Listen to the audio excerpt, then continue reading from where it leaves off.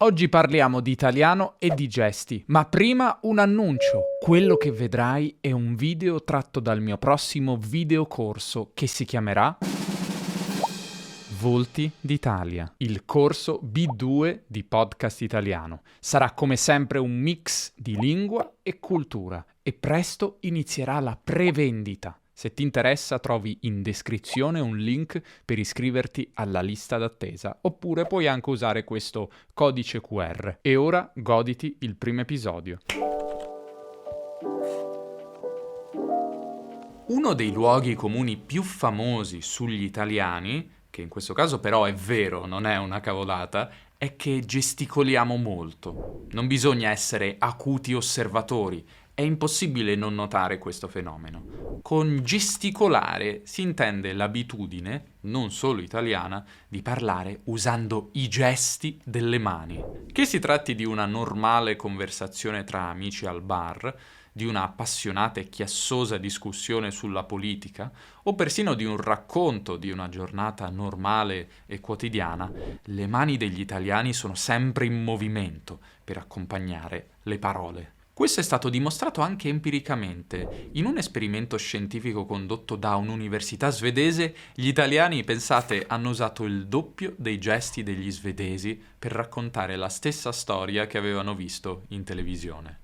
Per una volta lo stereotipo è stato confermato. Ma perché gli italiani sono degli utilizzatori così appassionati della gestualità? Cosa c'è dietro a questa danza delle mani? Nella realtà l'origine di questa abitudine è incerta. In passato sono state proposte varie teorie, molte delle quali discutibili quando non completamente fantasiose e senza fondamento. Si è guardato all'antichità. Gli oratori ai tempi dei Greci e dei Romani erano in un certo senso svantaggiati rispetto a noi perché non avevano microfoni o altoparlanti. I gesti erano quindi uno strumento essenziale per dare enfasi ai discorsi. Altri studiosi hanno sostenuto che l'Italia è stata per secoli una terra di commerci e scambi tra diverse culture. Gesticolare aiutava a comprendersi anche tra stranieri. Secondo le tesi più moderne, però, l'abitudine di gesticolare è riconducibile alla lunghissima storia urbana della penisola. L'Italia è il paese europeo che ha avuto a lungo le più grandi città del continente europeo. Nelle città antiche, come quelle del Medioevo, si viveva a stretto contatto, in luoghi molto vivaci e affollati. Mercanti, contadini, venditori, comuni cittadini, tutti avevano la necessità di capirsi al volo e rapidamente in discorsi improvvisati per strada e in piazza. Per farlo gli italiani hanno sviluppato una serie di gesti che sono poi diventati universali nella penisola. Un tempo questa abitudine di gesticolare non era confinata all'Italia o all'Europa meridionale. Nell'Ottocento però avviene un cambiamento. Le classi dirigenti europee decidono quasi di abolire la gestualità perché è considerato un'abitudine da contadini, da analfabeti. Per i ricchi borghesi e per la nobiltà europea, gesticolare era considerato un segno di povertà e di arretratezza e usare i gesti era visto come qualcosa di scandaloso e quindi veniva disincentivato. Forse anche per questa ragione oggi la comunicazione dei paesi nord europei e nord atlantici in generale è abbastanza bottonata, meno espressiva, anche se le cose stanno cambiando anche lì a mano che ci si allontana dall'educazione e dalla morale vittoriana ottocentesca. In realtà il linguaggio del corpo, compresi i gesti, costituisce una parte fondamentale della comunicazione umana che non va minimizzata. Quello che comunichiamo non è fatto solo di parole. Oggi sappiamo che i bambini imparano a collegare gesti e parole ancor prima di iniziare a parlare. D'altronde il primo gesto che apprendono di solito è quello di indicare qualcosa balbettando parole incomprensibili che vogliono dire solitamente «Puoi darmi quello?». Una ricerca dell'Università di San Francisco avrebbe dimostrato inoltre che i bambini che apprendono molti gesti da piccoli tendono ad imparare più facilmente nuove abilità. I gesti aiutano il buon parlatore a esprimere emozioni e a mantenere l'attenzione degli altri, e sono importanti anche per velocizzare e rendere meno noiosa una presentazione in pubblico. Usare i gesti quindi non vuol dire solo muovere le mani in modo incontrollabile. Con i gesti arricchiamo la discussione, aggiungendo sfumature e significati che sarebbero difficili da trasmettere solo con le parole. Secondo Isabella Poggi, docente di psicologia presso l'Università Roma III, che ha studiato l'argomento con grande serietà, gli italiani utilizzano nelle loro conversazioni quotidiane circa 250 gesti, anche se è difficilissimo quantificare il numero totale.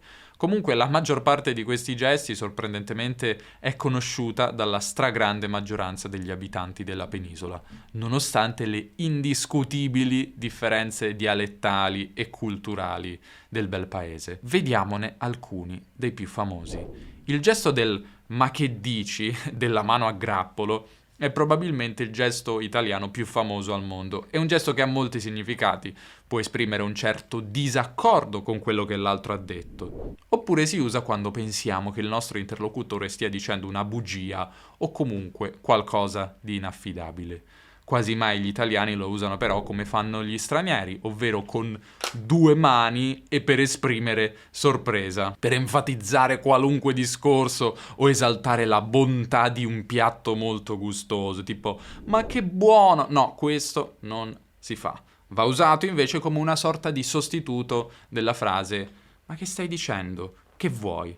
In alcuni casi si usa anche come semplice accompagnatore di domande, per esempio "a che ora era il volo domani?" Anche se in questo caso il movimento è meno accentuato e più sottile, non è, no, molto enfatizzato. Devo aggiungere una doverosa postilla: fai attenzione a usarlo perché può essere un pochino troppo diretto e sconveniente se lo fai a sconosciuti. Che bello! Ma che cazzo stai a fare? Ma che cazzo sei? Ma che cazzo vuoi? Ma che cazzo ne so? Il gesto delle corna ha un doppio significato a seconda della direzione: verso terra o verso l'alto. Fare le corna a qualcuno con la mano verso l'alto è un'offesa, è un modo per accusare il partner dell'altra persona di infedeltà. Al contrario, fare le corna, ovvero indirizzare le corna verso terra, è un potente amuleto contro la sfortuna. Sì, gli italiani sono anche piuttosto superstiziosi, che a volte è anche seguito magari da una grattata delle parti intime. Sì, lo facciamo davvero. Lo si usa quando si parla di qualcosa di negativo, come, che ne so, una malattia o un incidente, o quando passa un'ambulanza o un carro funebre, no? Un veicolo che trasporta i morti, e questo per scongiurare la mala sorte. Anche il gesto "vai via" e "ti picchio" sono strettamente collegati. Si fa lo stesso movimento rotatorio della mano, ma in un verso vuol dire che il tuo interlocutore è pronto a farti del male, anche in senso scherzoso, In un altro ti sta invitando ad allontanarti, un po' rudemente, magari perché è scontento di come ti stai comportando, quindi fai attenzione. Questo invece è il gesto del "andiamo via". Lo si usa alzando una mano e muovendola avanti e indietro. Poi il mignolo ha anche una certa distanza dalle altre dita, come se si stesse spazzando qualcosa via. È un gesto che invita a muoversi, a lasciare il posto in cui ci si trova. Andiamo via? Questo gesto può confondere, potresti pensare che indica una pistola o qualcosa del genere, ma no, nulla di così preoccupante. Il gesto del "non c'è niente". Se faccio questo segno, accompagnato da un'espressione di tristezza, ti voglio dire che non c'è niente nel frigo da mangiare, magari. O magari non c'è nessuno in un locale in cui stai entrando, o che un luogo è disabitato. Non c'è niente, o nessuno. Questi erano solo una manciata dei più famosi, ma ce ne sarebbero tantissimi altri. Se ti interessa impararne altri, ti posso consigliare questo dizionarietto illustrato di gesti. Magari potrà accompagnare e arricchire il tuo apprendimento della lingua. E poi ho anche fatto un video dove sfido i miei amici stranieri a indovinare il loro significato. E per mangiare pizza? Non c'è. Sai cosa Non fai? c'è che io sappia. Prendi un ananas. Scherzo. Ma come si usano tutti questi gesti nella vita comune? Immagino una chiacchierata tra due amici italiani mentre discutono di una partita di calcio. Non è solo ciò che dicono essere importante, ma anche come lo dicono. Le mani sono in costante movimento. Un pugno alzato per sottolineare un gol spettacolare, un gesto di disperazione per un'occasione mancata, il classico gesto del "ma che dici" o "ma che fai" quando l'altro dice qualcosa con cui non siamo d'accordo. Senza questi gesti la conversazione perde parte della sua vivacità. Con i gesti invece la comunicazione è più dinamica, più coinvolgente e soprattutto più calorosa. I gesti, come dicevo, possono addirittura sostituire le parole e esprimere meglio i nostri sentimenti. Pensa a una situazione in cui sei in un luogo rumoroso, per esempio in un bar affollato. Basta alzare il dito indice e il barista saprà immediatamente cosa intendi. Ti servirà un caffè normale. Oppure se vuoi chiedere il conto al ristorante puoi fare questo gesto come se stessi scrivendo nell'aria e il cameriere capirà.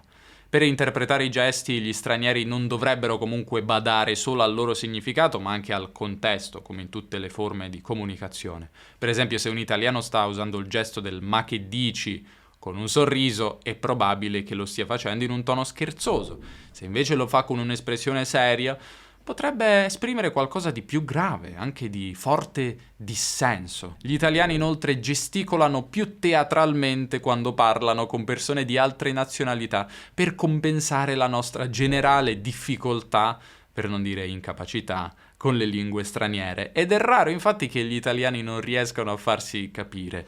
Entiende ugualmente quello che dico, anche se non hablo proprio perfettamente l'espagnolo? Un poquito, eh? E che buffate voi qui? Per esempio, se un turista chiede indicazioni a un italiano, è molto probabile che quest'ultimo non solo spiegherà il percorso a parole, ma lo disegnerà nell'aria con ampi gesti delle mani, tracciando curve, incroci, svolte e rotonde. È un modo per assicurarsi che il messaggio sia chiaro. Sono poi memorabili i video su internet che ci sbeffeggiano in maniera scherzosa, dove si vedono italiani che si sbracciano appassionatamente durante una telefonata. Gesticolare per molti è un impulso irresistibile. Molte persone smetterebbero di gesticolare solo se ammanettate, credo. Se non ci hai mai fatto caso, la prossima volta dai un'occhiata agli italiani quando parlano al telefono. È uno spettacolo divertente. Per quanto mi riguarda, mi ritengo anche da questo punto di vista un italiano abbastanza atipico dal punto di vista della gestualità. Per qualche motivo non ho mai avuto l'abitudine di gesticolare in maniera incontrollata durante le conversazioni, forse in generale perché sono una persona introversa e non troppo espressiva, forse non lo so, non so il motivo. Ah, e sento già la tua obiezione alla mia affermazione. Ma Davide, nei tuoi video gesticoli sempre molto. Sì, ma tieni conto che si tratta di video, e quindi devo essere più espressivo. E poi nel mio caso non si tratta di gesti con un significato codificato, bensì di una gestualità generica di accompagnamento che uso appunto per aggiungere un po' di espressività. A volte personalmente rimango ipnotizzato mentre osservo i miei connazionali durante le conversazioni. Sarebbe bello installare una telecamera nascosta che riprenda solo le loro mani. Sarebbe molto istruttivo. A mio parere poi esistono anche diversi gesti più sottili e meno plateali di quelli famosi, dal significato meno ovvio, che non vengono quasi mai descritti quando si fa un elenco dei gesti più usati dagli italiani. Servirebbe davvero un videocorso solo sui gesti. Forse, sai che... In definitiva, perché gli italiani sono un popolo di gesticolatori? Presumibilmente perché è nel loro DNA culturale. Si tratta di un modo di esprimersi che va oltre le parole, che aggiunge colore, enfasi e vita alla comunicazione, che aiuta a socializzare. Le mani degli italiani parlano, raccontano storie, esprimono emozioni e a volte dicono più delle parole stesse. E poi, a dir la verità, non siamo solo noi italiani a gesticolare, basta visitare un qualunque paese mediterraneo per vedere che anche i nostri vicini usano molto i gesti. Ciò detto, l'enormità del repertorio gestuale italiano non può che sorprendere, quindi la prossima volta che parlando con gli italiani sarai spettatore o spettatrice di questo balletto invisibile, sappi che stai assistendo a una tradizione millenaria e magari, perché no, prova anche tu a fare qualche gesto, potresti scoprire che aggiunge un tocco in più alla tua conversazione, che ti rende un po' più italiano o italiana. Ma attenzione a non usare a sproposito il gesto di "ma che dici?". Mi raccomando, non si usa per parlare di quanto è buono il cibo, No, ti tengo d'occhio. Questo era il primo episodio di Volti d'Italia. Come tutti i miei corsi, al centro ci sono sempre gli argomenti culturali, temi interessanti e coinvolgenti, o almeno spero. In particolare, in questo corso ci concentreremo sui grandi classici della cultura italiana, dell'italianità. E ovviamente ci sarà tutta la parte di approfondimenti linguistici, di grammatica, che ti permetteranno di trarre il massimo dai contenuti e fare progressi importanti verso un livello B2, il livello intermedio alto. Come ti dicevo, mercoledì 6 novembre inizia la prevendita, quindi hai qualche giorno ancora per iscriverti alla lista d'attesa. Gli iscritti riceveranno un'offerta con condizioni molto speciali, anzi uniche per questa fase di prevendita. Il 10 novembre le iscrizioni chiudono e non si potrà più acquistare il corso. Ti lascio il link per la lista d'attesa. Mercoledì 6 avrai tutte le informazioni più importanti sul corso. Iscriviti alla lista d'attesa, qui sotto. Dai, su, vabbè, me ne vado. Ciao.